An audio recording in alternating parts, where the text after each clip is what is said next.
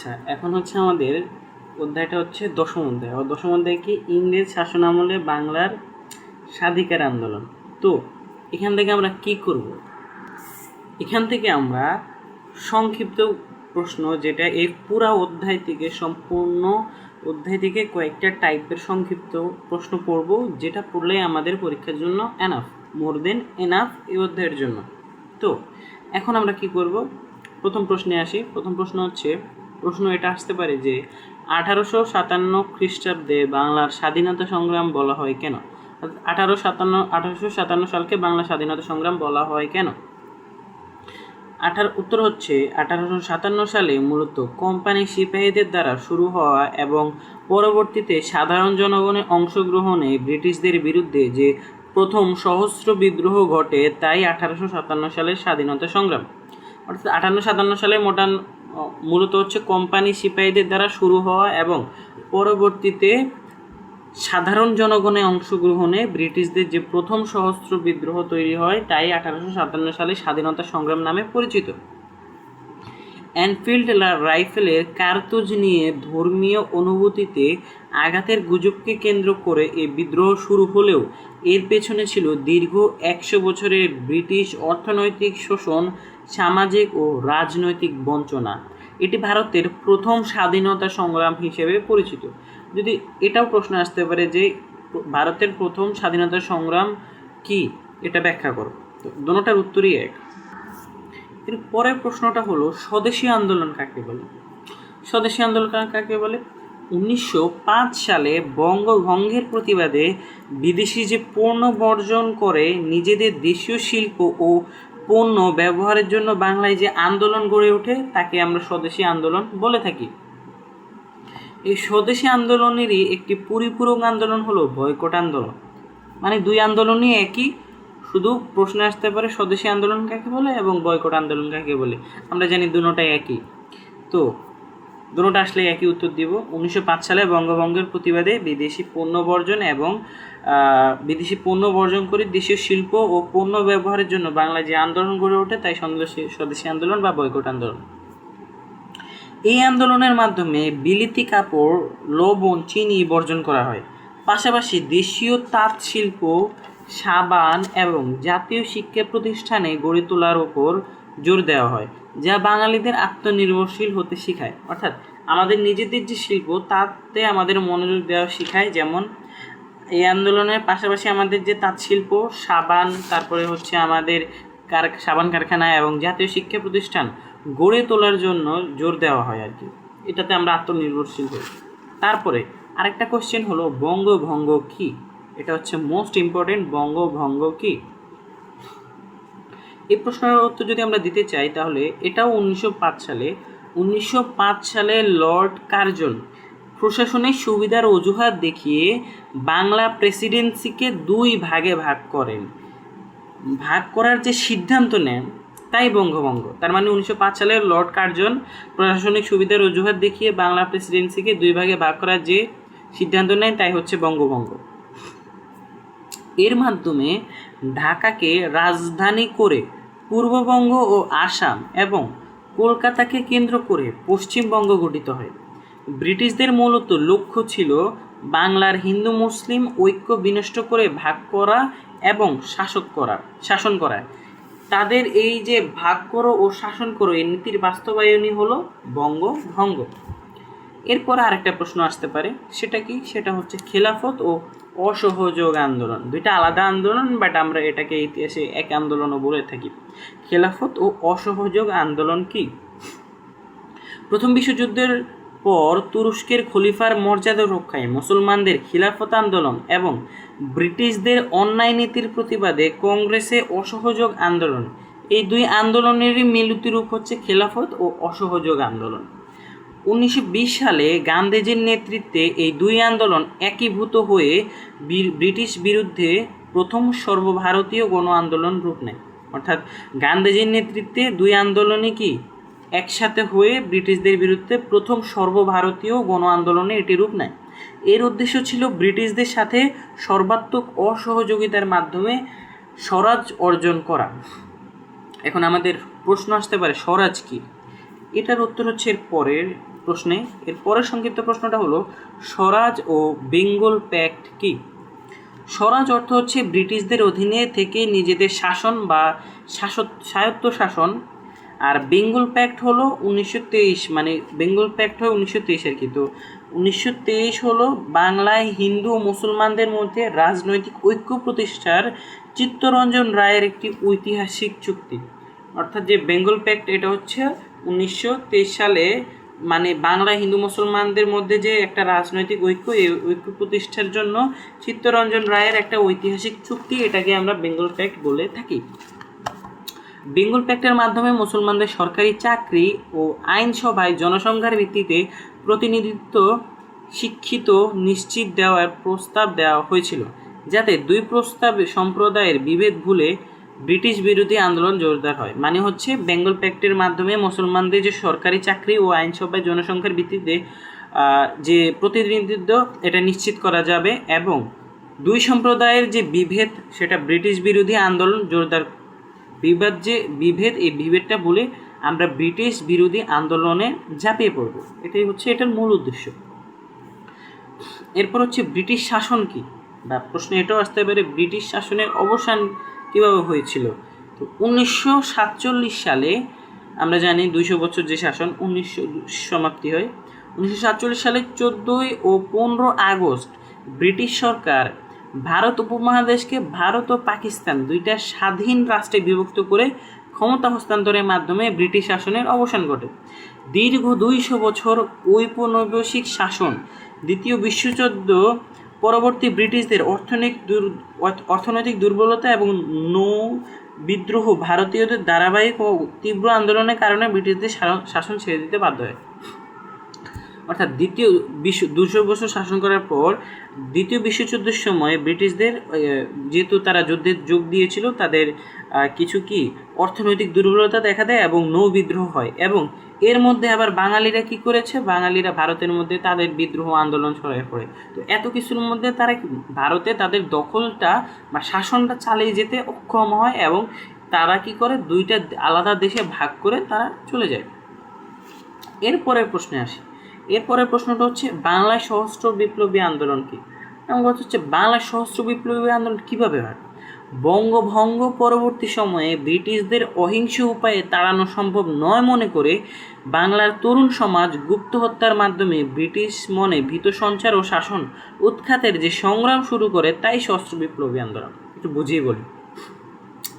বঙ্গভঙ্গের পরে সময়ে ব্রিটিশদের অহিংস উপায়ে, মানে ব্রিটিশদেরকে তাড়ানো সম্ভব হচ্ছে না। তো এই জিনিসটা বাংলার তরুণ সমাজ উপলব্ধি করতে পারে, এবং তারা ঠিক করে সমাজে গুপ্ত হত্যার মাধ্যমে ব্রিটিশদের মনে একটা ভীতি সঞ্চার ও শাসন উৎখাতের যে সংগ্রাম, এই সংগ্রামটা শুরু করে তারা তাদেরকে বিতাড়িত করবেন। এই আন্দোলনকেই আমরা সশস্ত্র বিপ্লবী আন্দোলন বলে থাকি। অনুশীলন ও যুগান্তর সমিতির মতো দল গঠন করে ক্ষুদিরাম বসু, প্রফুল্ল চাকুরী, সূর্য সেন, প্রীতিলতা প্রমুখ বিপ্লবীরা অত্যাচারী ব্রিটিশ কর্মকর্তাদের হত্যা এবং অস্ত্রাগার লুণ্ঠনের মাধ্যমে স্বাধীনতার পথ প্রশস্ত করার চেষ্টা করে। এটা বাংলার সশস্ত্র বিপ্লবী আন্দোলন। এরপর যদি আমরা বলি লাহোর প্রস্তাব কি, ঐতিহাসিক লাহোর প্রস্তাব কি, তাহলে আমরা বলতে পারবো যে 1940 সালের 23শে মার্চ মুসলিম লীগের লাহোর অধিবেশনে শেরে বাংলা একে ফজলুল হক ভারত মুসলিম লীগের সংখ্যাগরিষ্ঠ অঞ্চলগুলো নিয়ে স্বাধীন রাষ্ট্রসমূহ গঠনের যে ঐতিহাসিক প্রস্তাব পেশ করেন, তাই হচ্ছে ঐতিহাসিক লাহোর প্রস্তাব।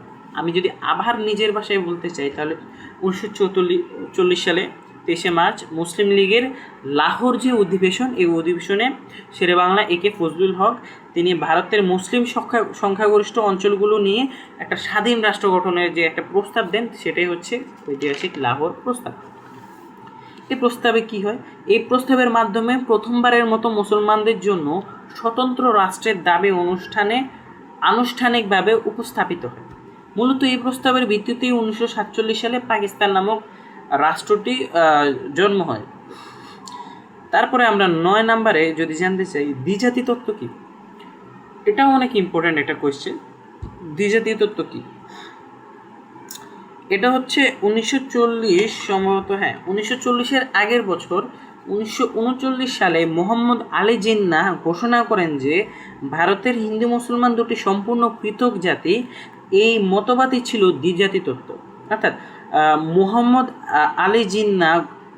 আলী জিন্নাহর যে একটা মতবাদ ভারতের হিন্দু মুসলমান দুটি সম্পূর্ণ পৃথক জাতি, এটা 1939 সালে এই মতবাদটি হয়। এই মতবাদটিকে আমরা দ্বিজাতি তত্ত্ব বলবো। মোহাম্মদ আলী জিন্নাহ দাবি করেন যে যেহেতু হিন্দু ও মুসলমানদের ধর্ম, সংস্কৃতি, খাদ্যাভ্যাস ও ইতিহাস আলাদা, তাই তারা এক রাষ্ট্রে থাকতে পারে না। এই তত্ত্বের উপর ভিত্তি করে ভারত ও পাকিস্তান বিভক্ত হয়। এরপর আরেকটা জিনিস যেটা গুরুত্বপূর্ণ জানা, সেটা হচ্ছে INA বা রবীন্দ্রনাথের নাইট উপাধি বর্জন। এই জিনিসটা একটু ব্যাখ্যা করতে বলবে। INA মানে কি? Indian national army. রবীন্দ্রনাথের নাইট উপাধি বর্জন কি? খোলাসা করে বলছি।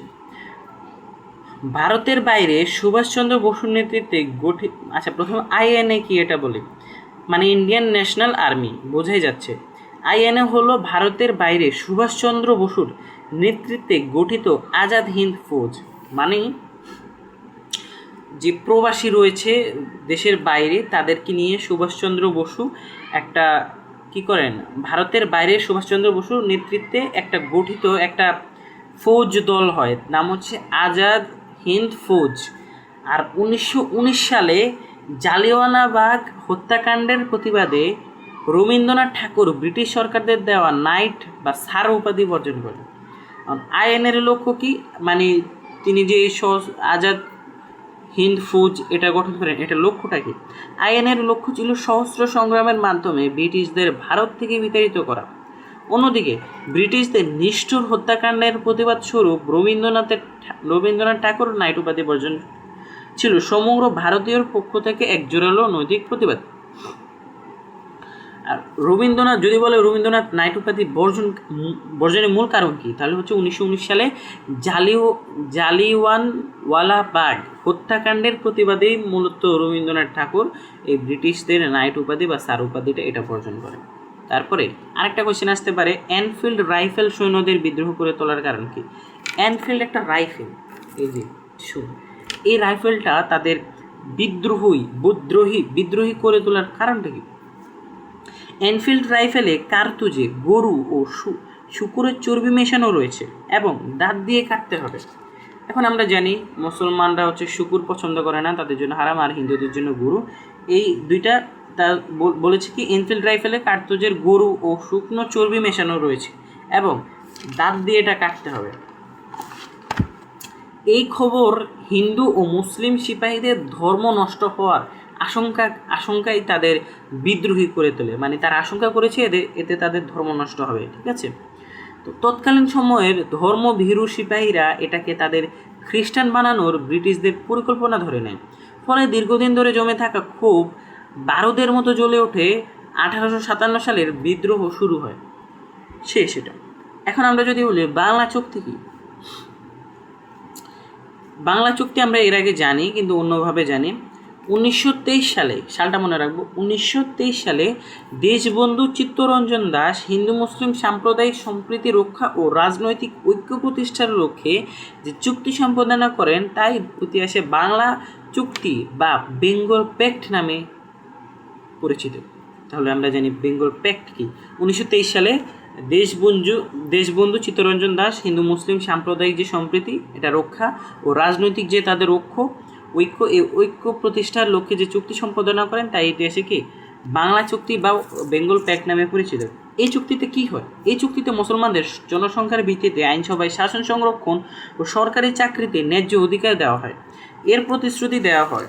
এটা আমরা জানি, যা উভয় মিলে ব্রিটিশ বিরোধী আন্দোলন জোরদার করতে সক্ষম। এরপর আরেকটা প্রশ্ন, সেটা হচ্ছে ইংরেজ বিচ্ছেদ ও শাসননীতি বলতে কি বোঝায়?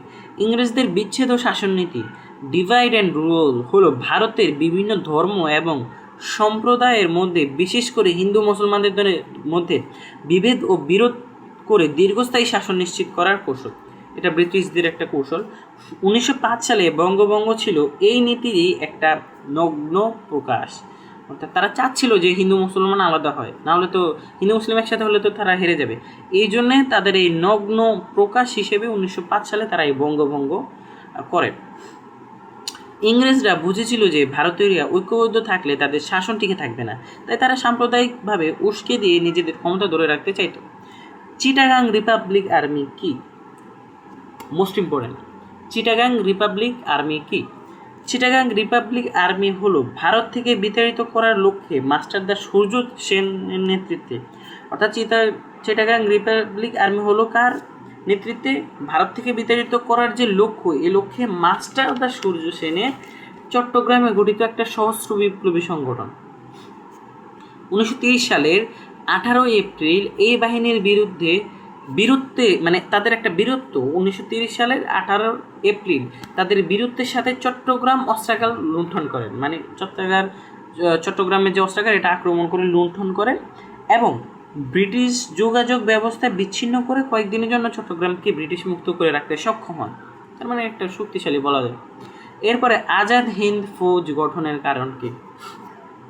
একটু আগে আমরা কি শুনেছি, আজাদ হিন্দ ফৌজ, এটা কে গঠন করেন? আমরা একটু আগেই পড়েছি যে আজাদ হিন্দ ফৌজ এটি গঠন করেন হচ্ছে কে? এটি গঠন করেন সুভাষচন্দ্র। এটা কেন গঠন করেন? এটা গঠন করেন হচ্ছে কেন গঠন করেন? আইএনএ। দ্বিতীয় বিশ্বযুদ্ধের সময় ভারতের বাইরে থাকা ভারতীয় যুদ্ধবন্দী ও প্রবাসীদের নিয়ে সহস্র আক্রমণের মাধ্যমে ব্রিটিশ মুক্ত ভারত করার জন্যই আজাদ হিন্দ ফৌজ গঠিত হয়। সুভাষচন্দ্র বসুর বিশ্বাস ছিল ব্রিটিশদের সাথে আপোষ করে স্বাধীনতা কখনোই আসবে না, তাই তিনি জাপান এবং অক্ষয় শক্তির সহায়তায় এই সৈন্যদল নির্মাণ করেন। উত্তর পূর্ব সীমান্তে ব্রিটিশ বাহিনীদের বিরুদ্ধে এই আক্রমণ পরিচালিত হয়। তার ফরওয়ার্ড ব্লকের প্রতিষ্ঠাতা কে? এটাও একটা ইম্পর্টেন্ট। ফরওয়ার্ড এর প্রতিষ্ঠাতা নেতাজি সুভাষচন্দ্র বসু, তিনি। ইন্টারেস্টিং, ফরওয়ার্ড ব্লক কেন হয়? 1939 সালে, অর্থাৎ 1940-এর আগে কংগ্রেসের সভাপতি পদে মহাত্মা গান্ধীর সাথে মতবিরোধ দেখা দিলে সুভাষচন্দ্র সেন পদত্যাগ করেন। অর্থাৎ 1939 সালে সুভাষচন্দ্র সেন কী করেন?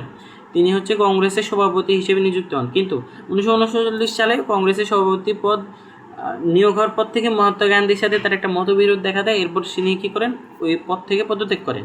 এরপর কংগ্রেসের ভেতরে বামপন্থী মতাদর্শদের নিয়ে তিনি এই নতুন দল গঠন করেন, তার নাম ফরওয়ার্ড ব্লক। 1962 সালে শিক্ষা আন্দোলনের প্রধান উৎস কি? বা এটাও প্রশ্ন করতে পারে 1962 সালে কী হয় বা শিক্ষা আন্দোলনটি ব্যাখ্যা করো। তো 1962 সালের শিক্ষা আন্দোলনের প্রধান উদ্দেশ্য ছিল আইয়ুব খান সরকারের চাপিয়ে দেওয়া শরীফ শিক্ষা কমিশনের বৈষম্যমূলক ও ছাত্রবিরোধী শিক্ষানীতি বাতিল করা। এই শিক্ষানীতিতে অবৈধমূলক শিক্ষানীতি বাতিল, উচ্চশিক্ষাকে ধনীদের জন্য করা এবং ডিগ্রির মেয়াদ বাড়ানোর প্রস্তাব করা হয়। এর প্রতিবাদে ছাত্র সমাজ দুর্বার হয়ে ঝাঁপিয়ে পড়ে আন্দোলনে এবং শেষ পর্যন্ত সরকারি এটি স্থগিত করে। সত্য বিলোপ নীতি কি? এটা অনেক ইম্পর্টেন্ট। লর্ড, নামটা মনে রাখতে হবে, সত্য বিলোপ নীতির জন্য লর্ড ডালহৌসি প্রবর্তিত একটি ব্রিটিশ আগ্রাসী নীতি। সত্যবিলোপ কি? সত্যবিলোপ হচ্ছে লর্ড ডালহৌসি প্রবর্তিত একটি ব্রিটিশ আগ্রাসী নীতি, যার মাধ্যমে দত্তক পুত্র গ্রহণের অধিকার বাতিল করে নিঃসন্তান রাজাদের রাজ্য ব্রিটিশ সাম্রাজ্যভুক্ত করা হতো। অন্যভাবে যদি আমরা বলতে চাই, লর্ড ডালহৌসি প্রবর্তিত সত্যবিলোপ নীতি হলো এমন একটি সাম্রাজ্যবাদী আইন যেখানে বলা হয় দেশীয় কোনো রাজা পুত্রহীন অবস্থায় মারা গেলে সেই রাজ্য সরাসরি ব্রিটিশ সাম্রাজ্যের অধীনে চলে যাবে এবং এই নীতির অভিযোগে রাজাদের দত্তক পুত্র নেওয়ার অধিকার কেড়ে নেওয়া হয়। এর ফলে ঝাঁসি, সাতারা, নাগপুর সহ বহু রাজ্যে ব্রিটিশরা দখল করে নেয়, যা দেশীয় রাজন্যবর্গকে ক্ষুব্ধ করে। ওয়াভেল পরিকল্পনা ব্যর্থ হওয়ার কারণ কি? এখন প্রশ্ন হচ্ছে ওয়াভেল পরিকল্পনাটাই কি ছিল? 1945 সালে ভারতের রাজনৈতিক অচল ব্যবস্থা নিরসনে বড়লাট লর্ড ওয়াভেল যে পরিকল্পনা দেন তাই মূলত মুসলিম লীগ ও কংগ্রেসের মধ্যে সরকারের প্রতিনিধিত্বের দ্বন্দ্বের কারণে ব্যর্থ হয়।